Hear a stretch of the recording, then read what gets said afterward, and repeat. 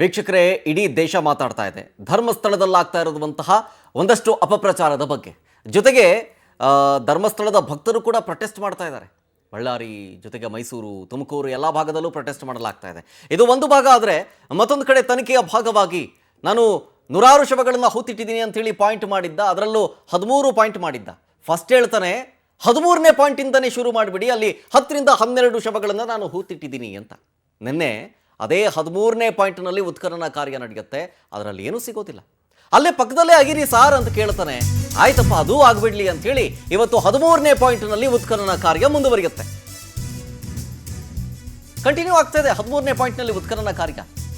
ಅನಾಮಿಕ ಗುರುತಿಸಿದಂತಹ ಪಕ್ಕದ ಜಾಗದಲ್ಲೇ ಶೋಧ ಕಾರ್ಯವನ್ನ ಇವತ್ತು ಕಂಟಿನ್ಯೂ ಮಾಡ್ತಾರೆ.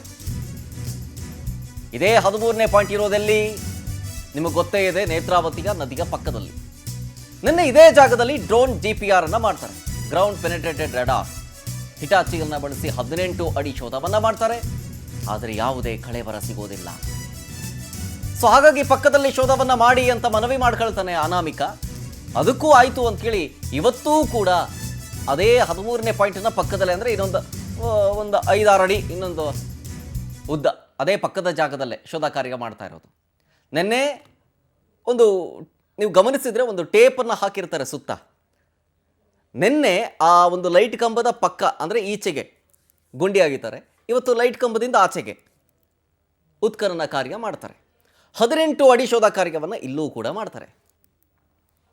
ಇಲ್ಲೂ ಅಷ್ಟೇ, ನೆನೆ ಏನು ಅದರ ಪಕ್ಕದಲ್ಲಿ 18 ಅಡಿ ಶೋಧ ನಡೆಸಿದ್ರು, ಏನೂ ಸಿಗಲಿಲ್ವಲ್ಲ. ಇವತ್ತು 18 ಅಡಿ ಆಳದಷ್ಟು ಅಗೆಯೋದಕ್ಕೆ SIT ನಿರ್ಧಾರ ಮಾಡಿದೆ, ಅದೇ 13ನೇ ಪಾಯಿಂಟನ್ನು ಪಕ್ಕದಲ್ಲೇನೆ ಅಂತ. ನಿನ್ನೆ ಅಗದಿದ್ದ ಗುಂಡಿಯ ಪಕ್ಕದಲ್ಲೇ ಇದೆ ಈಗ ಅಗಿತಾ ಇರುವಂಥ ದೃಶ್ಯ ನೋಡ್ತಾ ಇದ್ದೀರಲ್ಲ, ಇದು. ಇಲ್ಲೂ ಉತ್ಖನನ ಕಾರ್ಯ ಶುರುವಾಗಿದೆ ಹಿಟಾಚಿಯನ್ನು ಬಳಸಿ. ಇವತ್ತು ಏನಾದರೂ ಸಿಗಲಿಲ್ಲ ಅಂತಂತಂದರೆ ಇದು ದೊಡ್ಡ ಮಟ್ಟದಲ್ಲಿ ಇವರೆಲ್ಲರೂ ಸೇರ್ಕೊಂಡು ಅಪಪ್ರಚಾರ ಮಾಡೋದಕ್ಕೆ ಮಾಡಿದ್ದು ಅನ್ನೋದು ಜಗಜ್ಜಾಹೀರಾಗುತ್ತೆ. ಇವತ್ತೇನೂ ಸಿಗದಿದ್ರೆ ಉತ್ಖನನ ಕಾರ್ಯಕ್ಕೇನಾದರೂ ಬ್ರೇಕ್ ಬೀಳುತ್ತಾ ಅನ್ನುವಂಥ ಪ್ರಶ್ನೆ. ನೋಡಿ, ಇವತ್ತಿನ ಶೋಧ ಕಾರ್ಯಾಚರಣೆಗೆ AC ಸ್ಟೆಲ್ಲಾ ವರ್ಗೀಸ್ ಗೈರಾಗಿದ್ದಾರೆ, ಬಂದಿಲ್ಲ ಅಂತ. ಬೇರೆ ಯಾವುದೋ ಒಂದು ಕಾರ್ಯಕ್ರಮದಲ್ಲಿ ಬ್ಯುಸಿ ಆಗಿರೋದ್ರಿಂದಾಗಿ ತಹಸೀಲ್ದಾರ್ ಭಾಗಿ ಆಗಿಲ್ಲ ಇವತ್ತಿನ ಈ ಒಂದು ಉತ್ಖನನ ಕಾರ್ಯ. ತಹಸೀಲ್ದಾರ್ ಪೃಥ್ವಿಕ್ ನೇತೃತ್ವದಲ್ಲಿ 14ನೇ ದಿನದ ಉತ್ಖನನ. ವಿದ್ಯುತ್ ಕಂಬ ತೆರವು ಮಾಡೋದಕ್ಕೆ ಈಗಾಗಲೇ ಮೆಸ್ಕಾಂ ಸಿಬ್ಬಂದಿಗೂ ಕೂಡ ಬಂದಿದ್ದಾರೆ. ಇವತ್ತಿನ ಶೋಧ ಕಾರ್ಯಾಚರಣೆಗೆ AC ಸ್ಟೆಲ್ಲಾ ವರ್ಗೀಸ್ ಅವರು ಗೈರಾಗಿದ್ದಾರೆ. ಅಲ್ಲಿ ಉತ್ಖನನ ಮಾಡುವಂಥ ಸಂದರ್ಭದಲ್ಲಿ ಅಲ್ಲಿ ನೋಡ್ತಾ ಇದ್ದೀರಲ್ಲ ಲೈಟ್ ಕಂಬ, ಅದೊಂದು ಅಡ್ಡಿ ಆಗಿದೆ. ಅವನು ಹೇಳ್ತಾನಲ್ಲ, ಇಷ್ಟೂ ಜಾಗದಲ್ಲಿ ಅಗಿರಿ ಸಾರ್, ಸಿಗುತ್ತೆ, 10ರಿಂದ 12 ಶವಗಳನ್ನು ಹೂತಿಟ್ಟಿದ್ದೀನಿ ಅಂತ. ಹಾಗಾಗಿ ಅದರಲ್ಲಿ ಅರ್ಧ ಭಾಗ ನೆನ್ನೆ ಆಯಿತು, ಇನ್ನು ಅರ್ಧ ಭಾಗನೂ ಅಗಿರಿ ಅಂತ ಕೇಳ್ತಿದ್ದಾನೆ. ಕೋರ್ಟ್ ಆರ್ಡ್ರು ಕೂಡ ಇದೆ. SIT ಕೂಡ ಅವನು ಹೇಳ್ದಂಗೆ, ಅವನು 6 ಅಡಿ ಹೇಳಿದ್ರೆ ನಾವು 10 ಅಡಿ ಆಗಿದ್ದಕ್ಕೂ ಸಿದ್ಧ ಅಂತ SIT ಟೀಮ್ ಈಗ ಆಲ್ರೆಡಿ ಹೇಳಿಬಿಟ್ಟಿದೆ. ಸೊ ಹಾಗಾಗಿ ಚಾಯ್ಸ್ ತಗೊಳ್ಳೋ ಅವಶ್ಯಕತೆ ಇಲ್ಲ. ನಾವು ಅಲ್ಲಿಲ್ಲ ಅಂಥೇಳಿ ನಾವು ಹಾಗೆ ಕನ್ಫರ್ಮೇಷನ್ ಆಗಿ ಬಯಾಸಲ್ಲಿ ನಾವು ಹೇಳೋದಕ್ಕೆ ಬರಲ್ಲ, ಆಗದೆ ಬಿಡೋಣ ಅಂತ.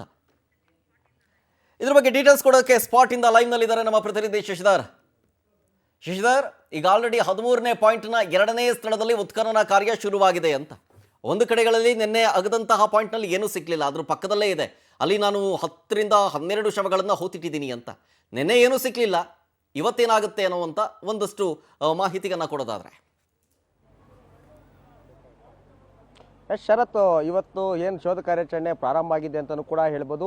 ಏನು ಅನಾಮಿಕ ಹೇಳಿದಂಥ ಸ್ಪಾಟ್ನಲ್ಲಿ ನಿನ್ನೆ ಒಂದು 6 ಗಂಟೆಗಳ ಕಾಲ ನಿರಂತರವಾಗಿ ಶೋಧ ಕಾರ್ಯಾಚರಣೆಯನ್ನು ಮಾಡಿದ್ರು. ಆ ಶೋಧ ಕಾರ್ಯಾಚರಣೆ ಮಾಡಿದ್ರು ಕೂಡ ಏನು ಕೂಡ ಒಂದು ಸಣ್ಣ ಕುರು ಕೂಡ ಸಿಕ್ಕಿಲ್ಲ. ಅದು ಕೂಡ 20 ಅಡಿ ಅಗಲ 20 ಅಡಿ ಆಳ ಕೂಡ ಕಾರ್ಯಾಚರಣೆ ಮಾಡಿದ್ರು.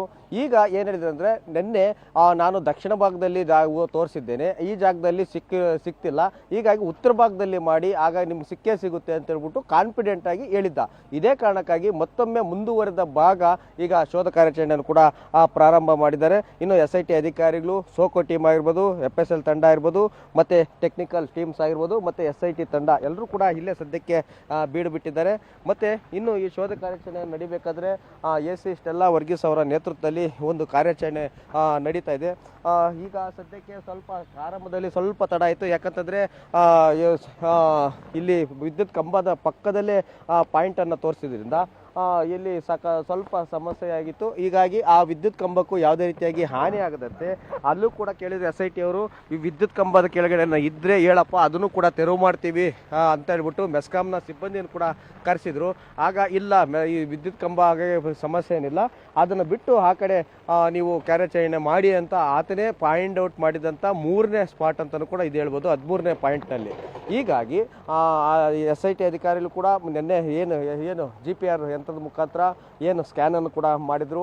ಆ ಸ್ಕ್ಯಾನ್ ಮಾಡಿದಾಗಲೂ ಕೂಡ ಏನು ಗೊತ್ತಾಗಲಿಲ್ಲ. ಕೇವಲ ಆತನ ಹೇಳಿದ್ದ ಜಾಗವನ್ನು ಬಿಟ್ಟು ಸುಮಾರು 150 ಮೀಟರ್ನಷ್ಟು ದೂರ ಎಲ್ಲ ಕಡೆಯೂ ಕೂಡ 40 ಅಡಿ ಆಳದ ಒಳಗಡೆ ಇರುವಂಥ ಎಲ್ಲ ಅವಶೇಷಗಳನ್ನು ಕೂಡ ತೋರಿಸುವಂಥ ಹೊಸ ತಂತ್ರಜ್ಞಾನವನ್ನು ಬಳಕೆ ಮಾಡಿ ಸ್ಕ್ಯಾನನ್ನು ಕೂಡ ಮಾಡಿದರು. ಆದರೂ ಕೂಡ ಯಾವುದೇ ರೀತಿಯಂಥ ಅವಶೇಷಗಳು ಸಿಕ್ಕಿಲ್ಲ ಅಂತ ಹೇಳಿದ್ರು ಕೂಡ, ಇಲ್ಲ, ನಾನು 10 ರಿಂದ 12 ಶವಗಳನ್ನು ಊತಿಟ್ಟಿದ್ದೇನೆ, ನೀವು ಇಲ್ಲಿ ಆ ಮಣ್ಣನ್ನು ತೋಡ್ರಿ, ಸಿಗುತ್ತೆ ಅಂತ ಬಹಳ ಕಾನ್ಫಿಡೆಂಟ್ ಆಗಿ ಹೇಳಿದ್ದ. ಇದೇ ಕಾರಣಕ್ಕಾಗಿ ಈಗ ಧಾರಾಕಾರ ಮಳೆ ಕೂಡ ಪ್ರಾರಂಭ ಆಗಿದೆ. ಮಳೆ ಬಂದರೂ ನಿಲ್ಲಿಸ್ತಿಲ್ಲ ಕಾರ್ಯಾಚರಣೆಯನ್ನು. ಅಲ್ಲಿ ಪಕ್ಕದಲ್ಲೇ ನದಿಯ ಡ್ಯಾಮ್ ಇದೆ, ಡ್ಯಾಮ್ನ ಏನು ಜೌಕು ನೀರು ಕೂಡ ಬರುತ್ತೆ, ಆದರೂ ಕೂಡ ಆ ಮೋಟ್ರ್ಗಳನ್ನು ತಗೊಂಬಂದು ಮೋಟ್ರ್ಗಳನ್ನು ಇಟ್ಟು ಆ ನೀರನ್ನು ಓಡಿಸೋದು ಕೂಡ ಪ್ರಾರಂಭ ಮಾಡ್ತಾರೆ. ಈಗ ಸದ್ಯಕ್ಕೆ ಒಂದು 10 ಅಡಿ ಆಳವನ್ನು ಕೂಡ ಈಗಾಗಲೇ ವಿದ್ಯುತ್ ಕಂಬದ ಪಕ್ಕದಲ್ಲಿ ಕಾರ್ಯಾಚರಣೆಯನ್ನು ಕೂಡ ಮಾಡ್ತಿದ್ದಾರೆ. ಈಗ ಜೌಕು ಕೂಡ ಪ್ರದೇಶ ಕೂಡ ಪ್ರಾರಂಭ ಆಗಿದೆ. ಹಳೆ ಮಣ್ಣೆಲ್ಲ ಹೋಗಿ ಹೊಸ ಮಣ್ಣೆಲ್ಲ ಹೋಗಿ ಹಳೆ ಮಣ್ಣು ಕೂಡ ಬರ್ತಿದೆ. ಯಾಕಂತಂದರೆ ಈತ ಹೇಳಿದ್ದ ಏನಂತಂದರೆ, ನಾನು ಊತಿದ್ದು 2009-10 ಸಮಯದಲ್ಲಿ, ಅದಾದ ನಂತರ 2014ರಲ್ಲಿ ಪ್ರವಾಹ ಬಂದಿತ್ತು, ಆಗ ಕೊಚ್ಚೋಗಿತ್ತು. 40 ಅಡಿ ಆಳ ಕೂಡ ಮುಚ್ಚಿ ರಸ್ತೆಯನ್ನು ಕೂಡ ಮಾಡಲಾಗಿತ್ತು. ಮತ್ತು ಪ್ರವಾಹ ಬಂದಾಗ ಕೊಚ್ಚೋದಂಥ ಮೇಲೆ ಮಣ್ಣನ್ನು ಕೂಡ ಹೊಡೆದಿದ್ರು ಅನ್ನೋ ಮಾಹಿತಿ ಕೂಡ ಕೊಟ್ಟಿದ್ದ. ಈ ಕಾರಣದಿಂದಾಗಿ ಏನು ಸುಮಾರು 20 ಅಡಿ ಆಳವನ್ನು ಎತ್ತಿ ಹಳೆ ಮಣ್ಣು ಏನು ಹೊಸದಾಗಿ ಹೊಡೆದಿರುವಂಥ ಮಣ್ಣನ್ನು ಎಲ್ಲವನ್ನು ಕೂಡ ಕ್ಲಿಯರ್ ಮಾಡಿ ಹೊಸ ಮಣ್ಣು ಸಿಗೋವರೆಗೂ ಕೂಡ, ಅಂದರೆ ಇಲ್ಲಿ ಜೌಗು ಪ್ರದೇಶ ಆಗಿರೋದ್ರಿಂದ ಹೊಸ ಮಣ್ಣು ಸಿಗಬೇಕಂದ್ರೆ ಸುಮಾರು ಮರಳು ಸಿಗಬೇಕು. ಆ ಮರಳು ಸಿಗೋವರೆಗೂ ಕೂಡ ಕಾರ್ಯಾಚರಣೆಯನ್ನು ಮಾಡಿ ಏನಾದರೂ ಸಣ್ಣ ಕುರುಹುಗಳೇನಾದರೂ ಸಿಗುತ್ತಾ ಅಂತಲೂ ಕೂಡ ಏನು ಇಡೀ ಮಣ್ಣನ್ನು ಕೂಡ ಶೋಧ ಕಾರ್ಯಾಚರಣೆಯನ್ನು ಮಾಡ್ತಿದ್ದಾರೆ. ಇನ್ನು ಈ ಶೋಧ ಕಾರ್ಯಾಚರಣೆಯನ್ನು ಮಾಡಬೇಕಾದ್ರೆ ಬಹಳ ಸೂಕ್ಷ್ಮವಾಗಿ ಏನಂತಂದರೆ ಬಹಳ ನಿಧಾನಗತಿಯಲ್ಲಿ ಕಾರ್ಯಾಚರಣೆಯನ್ನು ಮಾಡ್ತಿದ್ದಾರೆ. ಯಾಕೆ ಅಂತಂದರೆ ಆ ಕಾರ್ಯಾಚರಣೆಯನ್ನು ಮಾಡುವಂಥ ಸಂದರ್ಭದಲ್ಲಿ ಯಾವುದಾದ್ರೂ ಅವಶೇಷಗಳು ಮಿಸ್ ಆಗುವಂಥ ಸಾಧ್ಯತೆಗಳು ಕೂಡ ಇರುತ್ತೆ. ಈ ಕಾರಣದಿಂದಾಗಿ ಒಂದು ಏನು ಯಾವುದೇ ಕುರುಹುಗಳು ಕೂಡ ನಾಶ ಆಗದಂತೆ, ಯಾವುದನ್ನು ಕೂಡ ಹಾಳಾಗದಂತೆ ನಿಧಾನವಾಗಿ ಶೋಧ ಕಾರ್ಯಾಚರಣೆಯನ್ನು ಮಾಡ್ತಿದ್ದಾರೆ. ಯಾಕಂತಂದರೆ ಏನು ಯಾವುದಾದ್ರೂ ಅವಶೇಷಗಳೇನಾದರೂ ಸಿಕ್ಕಿದ್ರೆ ಇದೊಂದು ಬಹಳ ದೊಡ್ಡ ಮಟ್ಟದ ತಿರುವನ್ನು ಕೂಡ ಪಡೆದುಕೊಳ್ಳುತ್ತೆ. ಯಾಕಂತಂದರೆ ರಾಷ್ಟ್ರ ಮಟ್ಟದಲ್ಲಿ ಇದೊಂದು ದೊಡ್ಡ ಮಟ್ಟದಲ್ಲಿ ಚರ್ಚೆ ಕೂಡ ಆಗ್ತಾ ಇದೆ. ಒಂದಷ್ಟು ಹಿಂದೂ ಪರ ಹೋರಾಟಗಾರರು ಕೂಡ ಹೋರಾಟವನ್ನು ಮಾಡ್ತಿದ್ದಾರೆ. ಇದರ ಉದ್ದೇಶ ಬೇರೆ ಇದೆ. ಈತನು ಕೇವಲ ಬುರುಡೆಯನ್ನು ಬಿಡ್ತಿದ್ದಾರೆ. ಏನು ಧರ್ಮಸ್ಥಳ ಮಂಜುನಾಥ ದೇವಸ್ಥಾನ, ಅದೇ ರೀತಿ ಕೂಡ ಧರ್ಮಾಧಿಕಾರಿಗಳಿಗೆ ಕೆಟ್ಟ ಹೆಸರು ತರುವಂಥ ಒಂದೇ ಒಂದು ಉದ್ದೇಶದಿಂದ ಈ ಒಂದು ರೀತಿಯಂಥ ತಿರುವುಗಳನ್ನು ಪಡಿಕೊಳ್ಳುತ್ತದೆ, ಸುಳ್ಳು ಹೇಳುತ್ತದೆ. SIT ಅವರು ಮಾಡಿಸ್ತಿರುವಂಥ ತನಿಖೆಗೆ ದಿಕ್ಕು ತಪ್ಪಿಸುವಂಥ ಕೆಲಸವನ್ನು ಕೂಡ ಮಾಡ್ತಿದ್ದಾರೆ ಅಂತ ಹೇಳ್ಬಿಟ್ಟು ಗಂಭೀರವಾದಂಥ ಚರ್ಚೆಗಳು ಕೂಡ ನಡೀತಾ ಇದೆ. ಈ ಕಾರಣದಿಂದಾಗಿ ಏನೆಲ್ಲ ಒಂದು ನಿಮಿಷ ಶರತ್, ಇಲ್ಲಿ ಧಾರಾಕಾರದ ಮಳೆ ಬರ್ತಿದೆ, ನಮ್ಮ ಕ್ಯಾಮ್ರಾವನ್ನ ಸೇಫ್ಟಿ ಮಾಡ್ಕೊಳ್ಳೋಂತ ಮಾಡ್ತಾ ಇದೀವಿ. ಈ ಒಂದು ಧಾರಾಕಾರದ ಮಳೆ ಕೂಡ ಪ್ರಾರಂಭ ಆಗಿದೆ. ಆ ಮಳೆ ಬೀಳ್ತಾ ಇದ್ರು ಕೂಡ ಕಾರ್ಯಾಚರಣೆಯನ್ನು ಕೂಡ ಮಾಡ್ತಾ ಇಲ್ಲ. ಸ್ಥಳದಲ್ಲೇ ಏನು ಎಲ್ಲ ರೀತಿಯಂತ ಸದ್ಯದ ಅಧಿಕಾರಿಗಳು ಕೂಡ ಇದ್ದಾರೆ.